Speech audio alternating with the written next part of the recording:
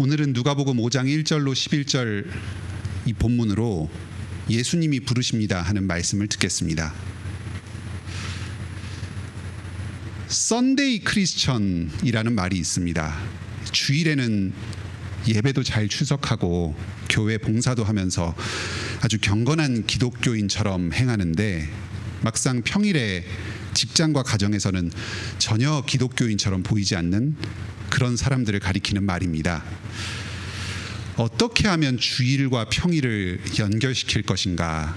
어떻게 하면 교회와 가정 그리고 직장을 연결시킬 것인가? 어떻게 하면 예배와 삶을 하나 되게 만들 것인가? 오늘 말씀에서 바로 이 문제를 다루고 있습니다. 오직 그리스도가 답입니다. 썬데이 크리스천은 예수님을 교회 안에다 가두어 버립니다. 하지만 예수님은 교회 안에 갇히시는 분이 아닙니다. 교회와 세상이 모두 주님의 다스림 아래에 있습니다. 지금도 하늘 보좌에 앉아서 온 세상을 다스리고 계십니다. 교회에서도 가정에서도 직장에서도 언제나 어디서나 우리가 그리스도의 제자로 살아간다면 우리 삶은 온전히 그리스도의 다스림 가운데에서 하나로 통일될 것입니다. 썬데이 크리스천이라는 말이 성립될 수가 없을 겁니다. 오늘 말씀을 통해서 자기 삶의 모든 영역에서 온전히 그리스도의 제자로 되기를 결심하는 여러분 다 되시길 바랍니다. 예수님께서 갈릴리 지역에서 병을 고치면서 귀신을 쫓으면서 복음을 전하셨습니다. 시몬 베드로의 집에 들어가서 장모의 열병을 고쳐주기도 하셨습니다. 귀신과 죽음의 권세를 내쫓는 능력을 보이셨습니다. 근처 사람들이 소문을 듣고 다 찾아왔습니다. 너무 많은 사람들이 오니까 예수님께서 말씀을 전하실 자리를 찾으십니다. 마침 시몬이 고기잡이를 마치고 근처에 해변에 배를 띄워놓고 그물을 씻으면서 정리하고 있던 참이었습니다. 예수님은 시몬의 배에 타십니다. 그리고 조금 거리를 두고 떨어지라 하십니다. 그래서 사람들 여러 사람이 좀 완만한 그 타원을 그리면서 그 곡선을 그리면서 있는 그 사람들에게 거리를 띄워가지고 여러 사람들을 둘러보시면서 말씀을 전하시는 겁니다. 시몬은 이미 전에 예수님께서 자기 집에 들어오셔서 장모도 고치셨고 또 어차피 일도 다 끝났으니까 뭐 그 말을 듣지 않을 필요가 없습니다. 그래서 배를 좀 떨어뜨려서 옮겨서 댑니다. 사람들이 해변에 둘러서 듣고 있고 예수님께서 그 말씀하시는 그 같은 작은 배에 타고 있는 시몬도 옆에서 금을 손질하면서 그 말씀을 같이 듣게 되었습니다. 사실 근데 지금 시몬은 기분이 썩 좋지는 않은 상태였습니다. 밤새 물고기를 잡았는데 별 재미를 못 봤습니다. 빈 배로 왔습니다. 말씀이 제대로 귀에 들어오지 않았을 겁니다. 생계의 걱정이 있으니까 예수님의 말씀을 바로 옆에서 들으면서도 제대로 듣지 못하는 상황이었습니다. 예수님께서 말씀을 다 마치신 후에 시몬에게 말씀하십니다. 깊은 데로 가서 그물을 내리고 고기를 잡으라. 엉뚱한 말씀입니다. 시몬은 어부고 고기 잡는 전문가입니다. 밤새 고기를 잡았는데도 잡지 못했습니다. 벌써 그물도 다 씻어서 정리를 마친 상태였습니다. 반면에 예수님은 전직 목수였고 지금은 성경 가르치는 선생님입니다. 뭐 목사 비슷한 그런 분이었습니다. 물고기 잡는 일에서는 누가 봐도 아는 게 별로 없는 사람이었습니다. 물고기는 밤에 잘 잡히는데 벌써 해가 다 떠버렸습니다. 시몬은 어디서 고기가 잘 잡히는지 그 일대가 아주 빠삭한 사람이었습니다. 일반적으로 물고기는 대륙붕이라고 불리는 좀 육지 주변의 얕은 바다에서 삽니다. 저 깊은 데는 도무지 아무것도 없는 그런 곳입니다. 지금 이 예수님의 말씀은 이 고기 잡는 전문가 입장에서 봤을 때는 엉뚱한 말씀입니다. 그런데 시몬은 이 말씀에 순종합니다. 먼저 이렇게 답합니다. 선생님, 우리들이 밤이 새도록 수고하였으되 잡은 것이 없지만은, 한 자락 깔고 들어가는 겁니다.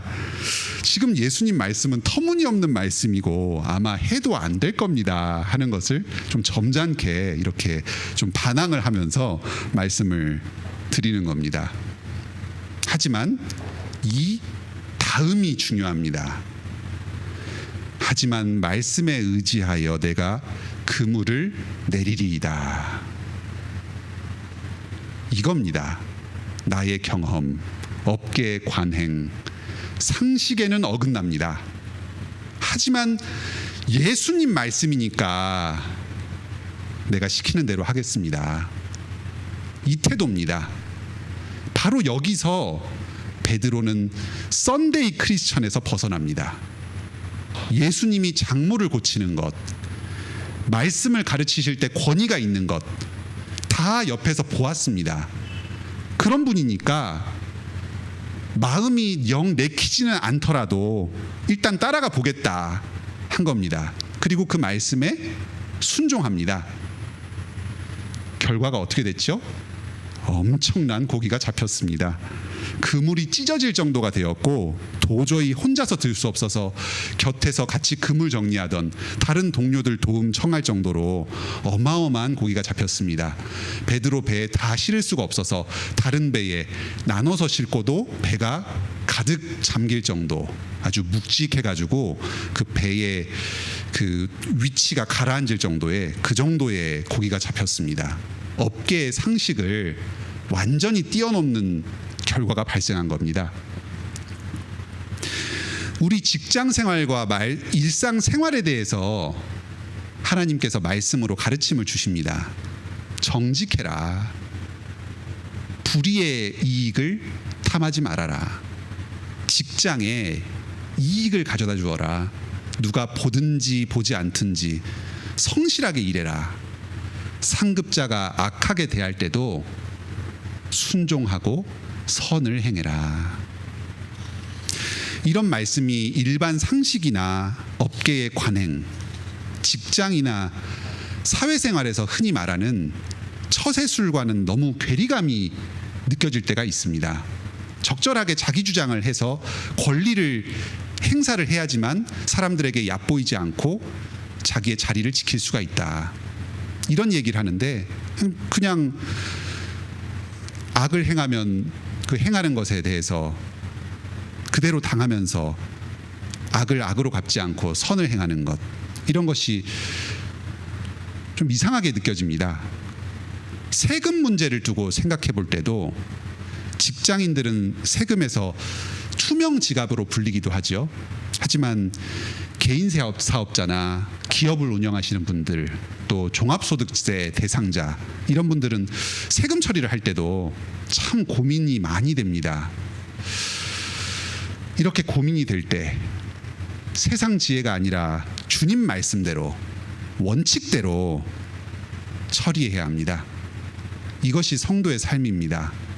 교회에서뿐만 아니라 직장 생활에서, 가정 생활의 모든 영역에서 주님 말씀에 순종하는 겁니다. 이럴 때 주님께서 참으로 천지를 다스리시는 분이시다 하는 것을 알게 됩니다. 내 이 직장 생활의 이 영역도, 돈 버는 이 문제도 주님의 다스리심 아래 놓여 있구나 하는 것을 깨닫게 됩니다. 그물이 찢어질 듯 채워지는 기적을 경험하실 것입니다. 항상 단시간에 이런 드라마틱한 수입이 반드시 보장되지는 않을 겁니다. 하지만 주님께서 사업 영역에서 자신의 말씀에 순종하는 이 사람에게 큰 물질적 축복을 내려주실 것이다 하는 이 사실은 변하지 않습니다. 분명합니다. 밤새 고기가 잡히지 않아서 전전긍긍해서 마음에 근심이 들어서 말씀이 제대로 귀에 들어오지 않는 이런 일, 가족의 병 때문에 장모나 부모님, 자기의 아내나 남편, 자녀들의 병 때문에 근심이 되어서 예배를 제대로 드리지 못하고 예수님 말씀을 제대로 듣지 못하는 이런 일, 순종하지 못하는 이런 일 없게 하실 것입니다. 말씀에 순종함으로써 이런 기적 경험하는 여러분 다 되시길 바랍니다. 다음 말씀입니다. 지금까지는 예수님께서 나의 직업적 성취도 주관하신다 하는 말씀을 들었는데, 이제부터는 예수님께서 나를 사람을 취하는 제자로 부르신다 하는 말씀을 듣겠습니다. 그때 베드로가 놀라서 묻습니다. 나를 떠나소서, 나는 죄인이로소이다.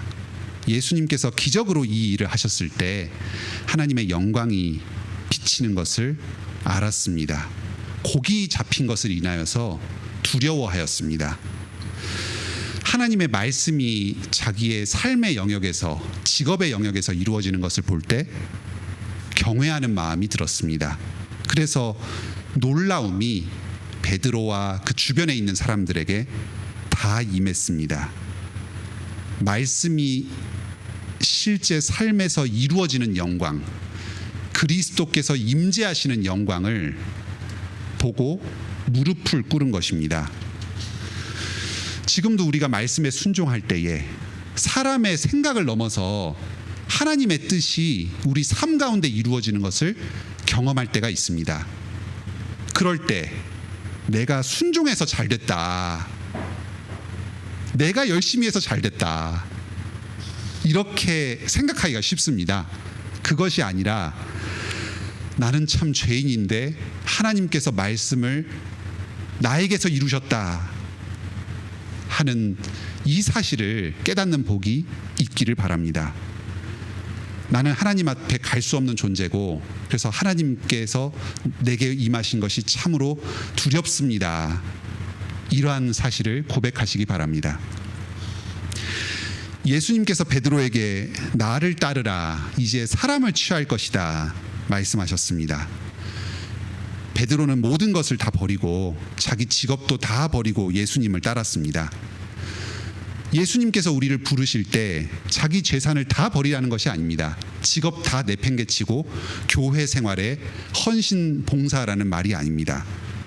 하지만 우리는 사실 예수님께서 우리를 이렇게 부르실 때에 직장 생활을 계속하지만 우리의 생업에 계속 종사하고 가족들도 섬기고 직장에서도 고객들을 섬기고 상급자와 부하 직원을 섬기지만, 사실은 주님 만난 다음부터는 모든 것을 다 버리고 주님을 따르는 것입니다. 이제는 자기 직업도 내 것으로 주장하는 것이 아닙니다. 내 욕심을 따라 일하지 않습니다. 목표가 변합니다. 돈을 버는 것이 그 자체로 목적이 아닙니다. 주님의 말씀에 순종해서 일하고 주님께서 명하신 대로 사람을 취하는 것을 위해서 일합니다. 여기 사람을 취한다 하는 이 말에는 영적 전쟁의 이미지가 있습니다. 디모데후서 2장 24절에서는 이렇게 말씀하십니다. 26절입니다. 디모데후서 2장 26절. 그들로 깨어서 마귀의 올무에서 벗어나 하나님께 사로잡힌 바 되어 그 뜻을 따르게 하실까 함이라. 원래 마귀의 올무에 사로잡힌 사람들이었습니다. 죄와 사망의 권세에서 억눌려서 자신의 욕망을 따라서 돈의 이익을 따라서 살던 사람들이었습니다. 이 사람들을 사로잡아서 하나님 안에서 살게 하는 것입니다. 이 일을 하는 것이 바로 제자들이 하는 일입니다. 말씀의 사역자, 복음 증거자들만 이 일을 하는 게 아닙니다. 우리 생업에 종사하는, 직장 생활을 하는 우리 모든 성도들, 우리 모든 그리스도의 제자들이 다 이 일을 위해서 부름받았습니다. 우리가 바로 먼저 예수님께 사로잡힌 자들입니다. 마귀의 권세, 죄와 사망의 권세에서 억눌려서 죄책감에 사로잡혀서 높아지고 낮아지기를 거듭하면서 자기 생업에 종사하면서 자기 이익에만 골몰했던 사람들, 돈을 벌고 세상에서 자기의 성취에만 추구하기 급급했던 사람들을 예수님께서 사로잡으셨습니다. 그리고 주님 안에서 참된 자유를 누리게 하셨습니다. 이제 우리들이 또다시 예수님의 제자가 되어서 세상으로 나아갑니다. 다른 사람들, 똑같이 예전의 우리와 같이 인생의 목표를 잃은 채로 자기의 욕망을 따라서 살던 그 사람들을 사로잡으러 갑니다. 주님 안에서 살게 하려고 갑니다. 우리 직업의 목표가 이것입니다. 돈을 벌지만 그것 자체가 목표가 아닙니다. 직장에서 상급자들과 부하 직원들, 직장 동료들을 섬깁니다. 또 고객들을 섬깁니다. 그리고 여기서 얻은 재물로 가족과 이웃을 섬깁니다. 이를 통해서 내게 맡겨진 이 모든 사람들, 직장 동료들, 고객들, 가족들, 성도들, 이런 사람들이 주님 안에서 살도록 돕는 것입니다. 때로는 복음을 증거하면서, 때로는 주님의 사랑을 전하면서 그렇게 살아갑니다. 주님께서 우리를 이러한 제자로 부르십니다.